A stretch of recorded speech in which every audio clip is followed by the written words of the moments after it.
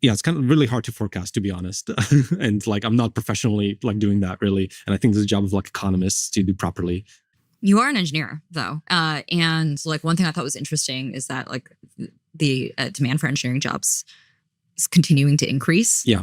I can't tell if that's like a temporary phenomenon. Yeah. I'm not sure how I feel about it yet. Yeah. Do you know? Yeah, that's like the demand elasticity almost. Like software was scarce, right? And so the reason we don't have more demand for software is just it's scarcity and it's too expensive. It's too expensive, yeah. So if the barrier comes down, then actually you have the Jevons paradox, which is like, you actually, the demand for software actually goes up. It's cheaper and there's more powerful, software. yeah. The classical example of this always is the ATMs and the bank tellers, because there was a lot of like fear that ATMs and computers basically would displace tellers.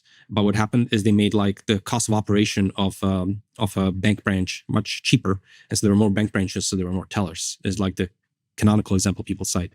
But basically, it's just Jevons paradox. Like something becomes cheaper, so there's a lot of unlocked demand for it. So I do think that that's probably.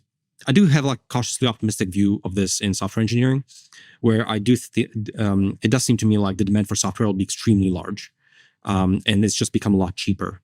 And so I do think that for quite some time, it's very hard to forecast, but it does seem to me like right now, at least locally, there's going to be more demand for software because software is amazing. It's like, digital information processing. You're not forced to use like arbitrary tools that were given to you. That are imperfect in various ways. You're not forced to subscribe to what exists.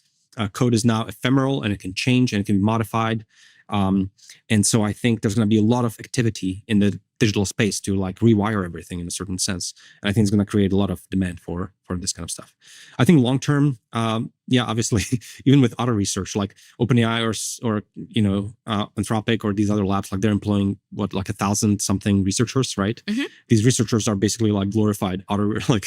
They're like automating themselves away like actively, and this is like the thing they're all trying to do. Yeah, I went around. Some of those researchers also feel the psychosis, right? Because it's working. Yeah. Right. And so they're like, oh, it's over for me too.